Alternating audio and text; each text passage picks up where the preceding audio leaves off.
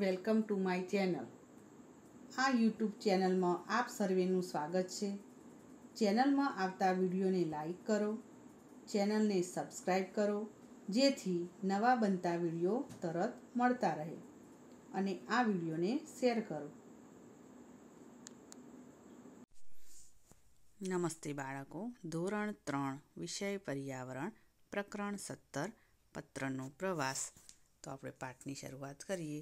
પત્રનો મુસાફરી। હું પત્ર છું। મને સામીરાએ તેના મિત્ર સલમાનને પેન વડે લખ્યો છે। કોણે પત્ર લખ્યો? સામીરાએ તેના મિત્રને લખ્યો છે, સલમાનને। મને ટપાલ પેટીમાં મૂકવામાં આવ્યો। શું કહે છે પછી? પત્રને લખ્યા બાદ ટપાલ પેટીમાં મૂકવામાં આવે છે। ટપાલીએ મને બહાર કાઢ્યો, મને બેગમાં મૂક્યો। ત્યાર પછી ટપાલી શું કરે છે? તેને બહાર કાઢે છે અને એની બેગમાં મૂકે છે। ટપાલીની સાયકલ ઉપર સવારી કરીને હું પોસ્ટ ઓફિસ પહોંચ્યો। પત્રએ શું કર્યું? ટપાલીની સાયકલ ઉપર સવારી કરી અને પછી પોસ્ટ ઓફિસમાં પહોંચે છે। ત્યાં મને બેગમાંથી બહાર કાઢવામાં આવ્યો। હવે પત્ર શું કહે છે? ત્યાં બેગમાંથી બહાર કાઢ્યો અને મારા ઉપર સખત છાપ પાડવામાં આવી। છાપ વડોદરાની હતી। શું કહે છે? ત્યાં બેગમાંથી કાઢી અને મારી ઉપર છાપ એટલે સિક્કો માર્યો, અને સિક્કો ક્યાંનો હતો? વડોદરાનો હતો, જ્યાંથી મારી સફર શરૂ થઈ। એમની મુસાફરી પત્રની શરૂ થાય છે। મારા ઉપર છાપ લાગ્યા પછી મને મોટી બેગમાં મૂક્યો। પછી શું કરે છે? સિક્કો માર્યા પછી મોટી બેગમાં મૂકે છે। આ બેગમાં બીજા ઘણા પત્રો હતા, બધા અમદાવાદના હતા। શું કહે છે? બેગમાં ઘણા બધા પત્રો હતા અને બધા અમદાવાદના હતા। લાલ રંગની ટપાલ વિભાગની ગાડીએ મને રેલવે સ્ટેશન ઉતાર્યો। ત્યાંથી મને અમદાવાદની ટ્રેન મળી। પછી શું કરે છે? લાલ રંગની જે ટપાલ વિભાગની ગાડી આવી તો રેલવે સ્ટેશને ઉતારે છે અને ત્યાંથી તે અમદાવાદની ટ્રેનમાં જાય છે। એક દિવસની યાત્રા પછી હું અમદાવાદ પહોંચ્યો। સરનામા પર લખેલા વિસ્તાર મુજબ મને અલગ અલગ કરવામાં આવ્યો। અહીં મારા પર બીજી છાપ પાડવામાં આવી। છેવટે ટપાલીએ મને સલમાનના ઘરે પહોંચાડ્યો। પત્ર શું કહે છે? એક દિવસની યાત્રા પછી હું અમદાવાદ પહોંચ્યો। સરનામા પ્રમાણે અલગ કરવામાં આવ્યા અને મારા પર બીજી છાપ પાડવામાં આવી, એટલે કે સિક્કો આપવામાં આવ્યો, અને છેવટે હું સલમાનના ઘરે પહોંચ્યો। હવે આગળ જોઈએ। નીચેના ચિત્રમાં પત્રની મુસાફરી આપેલી છે। અહીં ચિત્રો ક્રમ મુજબ નથી, એટલે કે આડાવડા છે। તેને યોગ્ય ક્રમમાં ગોઠવવા વર્તુળમાં ક્રમાંક લખો, એટલે કે એમાં નંબર આપવાના છે। પત્રનો નંબર આપવાનો છે, જોઈએ આપણે। હવે ચિત્રને ધ્યાનથી જોજો। પહેલા નંબરે શું આવશે એ તમારે જોવાનું છે। બધા ચિત્ર જુઓ તો પહેલાંથી આપણે કહીએ, અહીંયા ટપાલ પેટીમાં ટપાલ એટલે કે પત્ર નાખી રહ્યો છે। પછી અહીંયા અમદાવાદની બેગ છે। પછી તમે જુઓ બરાબર ચિત્રોને।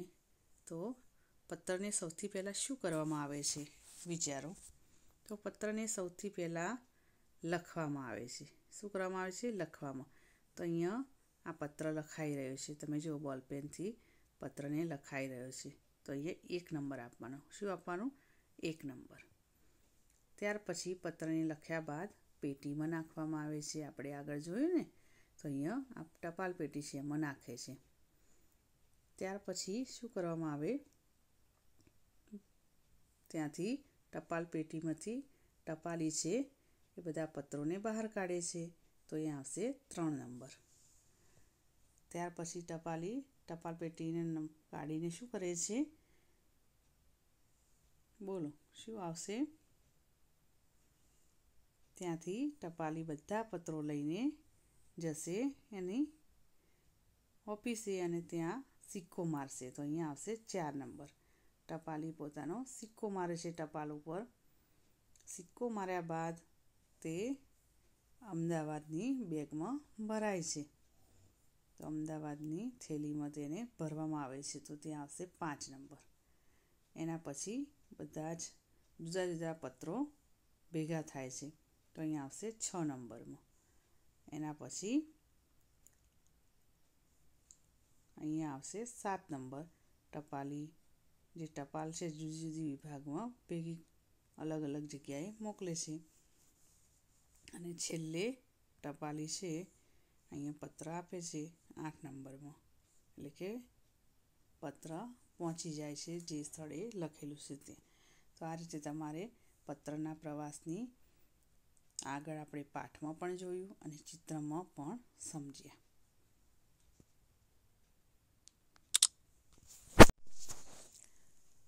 સામીરાએ સલમાનને પત્ર લખ્યો. વર્ગમાં તમારા મિત્રને પત્ર લખો. તમારા મિત્રનું નામ લખવું ભૂલશો નહીં. શું કહે છે આ પાઠની અંદર? સામીરાએ સલમાનને પત્ર લખે છે, તો તમારા વર્ગની અંદર પણ તમારા મિત્રને પત્ર લખવાનું કહે છે. દરેકે પત્ર લખ્યો, પરંતુ તે આપણે ક્યાં પોસ્ટ કરવો? દરેક જણ પત્ર લખે છે, પરંતુ ક્યાં પોસ્ટ કરવો? તો તમારે પોસ્ટ કરવા માટે શું કરવાનું છે? વર્ગમાં દરેક વિદ્યાર્થી પત્ર લખે છે, તો આ પત્રોને પોસ્ટ કરવા માટે ટપાલ પેટી બનાવીશું અને લખેલા પત્રોને પોસ્ટ કરીશું. તો વર્ગ માટે ટપાલ પેટી બનાવો. તો ટપાલ પેટી બનાવવા માટે એક ખાલી ખોખું લ્યો, તેને લાલ રંગ કરો અથવા લાલ રંગના કાગળ ચોંટાડો. ખોખાના કવર ઉપર કાતરની મદદથી કાપો અને પછી પત્ર નાખી શકાય એટલો કાપો ખોખા ઉપર હોવો જોઈએ. હવે ટપાલ પેટી તૈયાર છે. તમારો પત્ર ટપાલ પેટીમાં નાખો. તમારા મિત્રએ તમને લખેલા પત્રની રાહ જુઓ. એક બાળક ટપાલી બનશે.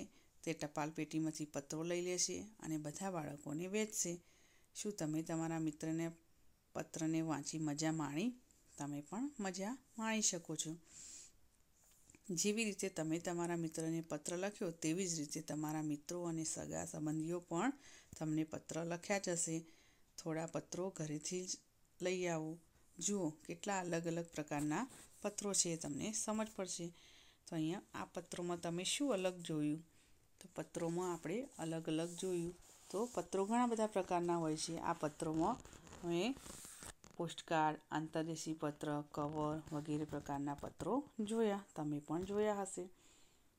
કયા કયા પત્રો પર ટિકિટ છે? તો બધા જ પત્રો પર ટિકિટ લાગેલી હોય છે. શું બધી જ ટિકિટ એક જેવી છે? શું અલગ છે?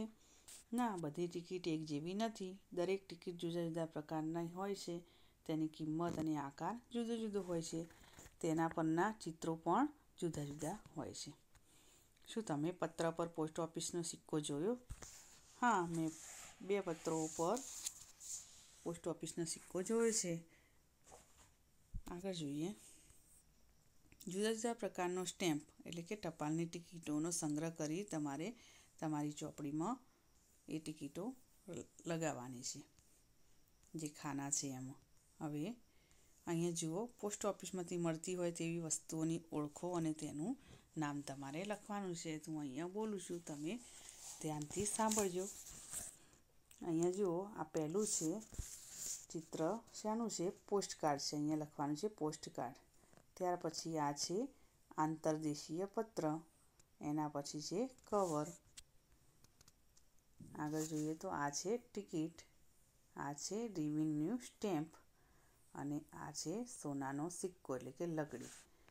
તો અહીંયા આ ચિત્રના નીચે તમારે નામ ચોપડીની અંદર લખવાના છે, જે મેં બોલી. ફરીથી બોલું છું. આ છે પોસ્ટકાર્ડ, આંતરદેશીય પત્ર, આ છે કવર, આ છે ટિકિટ, આ રેવન્યુ સ્ટેમ્પ છે અને સોનાનો સિક્કો. તો આ રીતે તમારી ચોપડીની અંદર તમારે એ નામ લખવાના છે. નીચે આપેલા પોસ્ટકાર્ડમાં તમારું પૂરું સરનામું લખવાનું છે. આવું પોસ્ટકાર્ડ તમારે લાવવાનું અને પછી અહીંયા સરનામું લખવાનું છે. વિચારો અને લખો. સામીરાનો પત્ર વડોદરા ટ્રેન દ્વારા પહોંચ્યો. જ્યારે ટ્રેન ન હતી ત્યારે પત્રો કેવી રીતે પહોંચતા હશે? તમારે ચર્ચા કરવાની છે. શું કહે છે? સામીરા છે એનો પત્ર વડોદરા ટ્રેન દ્વારા પહોંચ્યો. જ્યારે ટ્રેન નહોતી ત્યારે કેવી રીતે પત્રો પહોંચતા હશે? એ ચર્ચા કરવાની છે. તો આપણે જોઈએ કે જ્યારે ટ્રેન ન હતી ત્યારે દૂરના સ્થળે પત્રો પહોંચાડવા માટે કબૂતરનો ઉપયોગ થતો હતો. કેટલીક જગ્યાએ તો વ્યક્તિ દ્વારા પણ પત્રો પહોંચાડવામાં આવતા હતા. આવી વ્યક્તિઓને ખેપિયા કહેવામાં પણ આવતા હતા. પોસ્ટ ઓફિસમાં શું શું જોવા મળે છે? તો પોસ્ટ ઓફિસની મુલાકાત લઈ તો આપણને ખબર પડી. તો પોસ્ટ ઓફિસમાં નીચેની બાબતો જોવા મળે છે. પોસ્ટ ઓફિસમાં પ્રવેશતા જુદી જુદી બારીઓ, જુદા જુદા કામ કરતા માણસો જોવા મળશે. 2. એક બારી પર ટિકિટો, કવર, પોસ્ટકાર્ડ, આંતરદેશી પત્ર, મની ઓર્ડર, ફોર્મ વગેરેનું વેચાણ થતું જોવા મળે. 3. બીજી બારીએ આપણે બહાર ગામ કોઈ વસ્તુ પાર્સલ દ્વારા મોકલવાનું હોય તો તેનું કામ ત્યાં થતું હોય, તેનું ફોર્મ ભરી આપવામાં આવે, વસ્તુની ડિલિવરી અને રૂપિયા ભરવાનું કામ થાય છે. 4. ત્રીજી બારીએ જોઈએ તો બીજા સ્થળે કોઈને રૂપિયા મોકલવાના હોય અથવા મની ઓર્ડર ફોર્મ કે રૂપિયા સ્વીકારવામાં આવે છે. 5. પોસ્ટ ઓફિસની અંદર જો ટપાલો આવી હોય અથવા ટપાલી જે ભાઈઓ છે જે ટપાલો લાવ્યા હોય તેના પર સિક્કા મારી ગામ, તાલુકા, જિલ્લા અને દૂરના સ્થળોનું વિભાજન થાય છે. આ ઉપરાંત નાની બચત પત્રો, રિકરિંગ ખાતું વગેરેનું પણ કામકાજ થતું જોવા મળે છે. બીજો પ્રશ્ન છે, શું પોસ્ટકાર્ડ લખીને વિદેશમાં સંદેશો પહોંચાડી શકાય? તો ના, પોસ્ટકાર્ડ લખીને વિદેશમાં સંદેશો પહોંચાડી શકાતો નથી. પોસ્ટ ઓફિસમાં બીજા કયા કયા કામ થાય છે? પોસ્ટ ઓફિસમાં ટપાલ સિવાયના બીજા નીચે મુજબના કાર્યો થાય છે. ચીજવસ્તુઓનું પાર્સલ અને મની ઓર્ડર દ્વારા મોકલેલા રૂપિયા આપણા સગા સંબંધીઓને તથા મિત્રોને પહોંચાડવાનું કામ. 2. ટેલિફોન બિલ અને લાઇટ બિલ ભરવાની વ્યવસ્થા કરવાનું કામ. 3. પૈસાના રોકાણ માટે રાષ્ટ્રીય બચત પત્રો કાઢી આપવાનું કામ. 4. રૂપિયાની બચત માટે બચત ખાતું અને રિકરિંગ ખાતું ખોલાવવાનું કામ. આમ પોસ્ટ ઓફિસમાં ઘણા બધા કામ થાય છે. તો પોસ્ટ ઓફિસની મુલાકાત તમે લઈ શકો છો અને મુલાકાત લઈને તમને ખબર પડે કે કેવી રીતે પોસ્ટમાં કામ થાય છે. નજીકની પોસ્ટ ઓફિસમાં મુલાકાત લો, ત્યાં પત્રો કેવી રીતે આવે છે, ત્યાં કેવી રીતે જાય છે તે તમારે જોવાનું છે. બીજું ત્યાં શું શું કામ થાય છે પણ તમારે જોવાનું છે. રીના અને રાધા પત્ર વિશે શું વાતચીત કરી રહી છે? તો આપણે જોઈએ. તમને ખબર છે, આજે અમે વર્ગમાં પત્રની મુસાફરી વિશે ભણ્યા. મારે નાનીને પત્ર લખવો છે.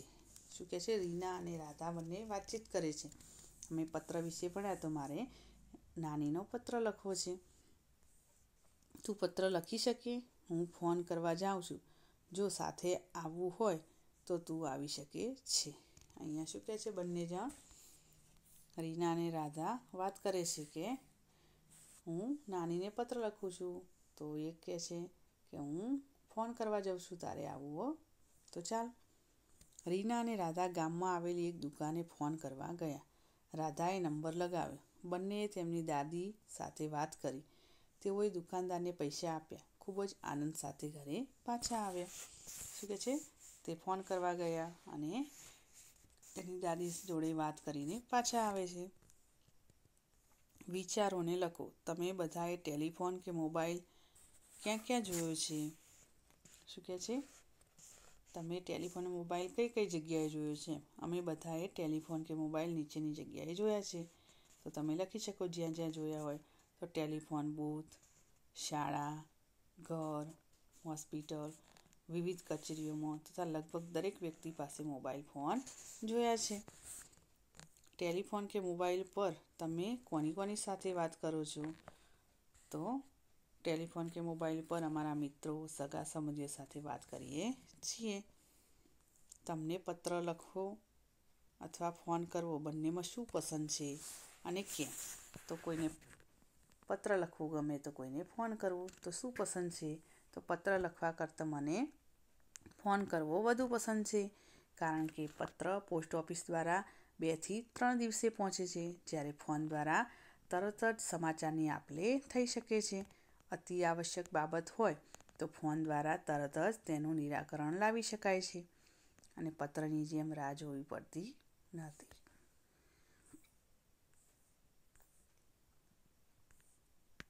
ચિત્ર દોરો અને રંગ પૂરો.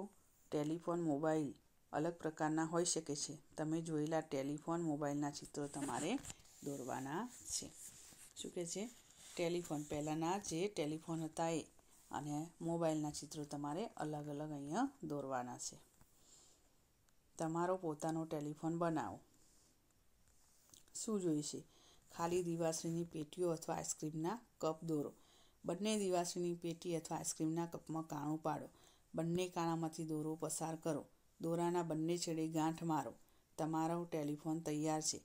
તમારા મિત્રને ટેલિફોનનો એક છેડો કાનની નજીક રાખવા કહો અને બીજો છેડો તમે તમારા મોં પાસે રાખો. ધ્યાન રાખો, દોરો ખેંચાયેલો રહે અને ક્યાંય અડે નહીં. વાતચીત ચાલુ કરો. તો તમારે આ રીતે ટેલિફોન બનાવવાનો છે. વિચારો અને લખો. ટેલિફોન અને પત્ર, એમાં સરખું શું અને જુદું શું?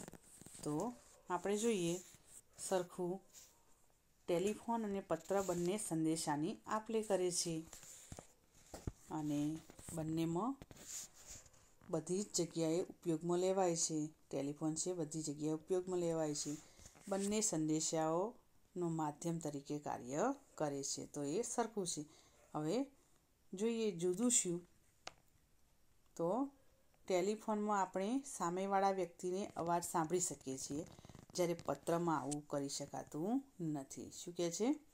ટેલિફોનની અંદર આપણે સામેવાળા વ્યક્તિનો અવાજ સાંભળી શકીએ છીએ, જ્યારે પત્રમાં સામે આવું થઈ શકતું નથી. મોબાઈલ યુગમાં તો વિડીયો દ્વારા રૂબરૂ વાર્તાલાપ થઈ શકે છે. પછી પત્રમાં સમાચાર પહોંચતા જ શું થાય છે? દિવસો લાગશે, જ્યારે ટેલિફોનમાં તરત જ વાતચીત થાય છે. પછી પત્ર ક્યારેક ખોવાઈ જવાની સંભાવના રહે, જ્યારે ટેલિફોન દ્વારા વ્યક્તિઓ સામસામે સમાચારની આપ-લે કરી શકે છે.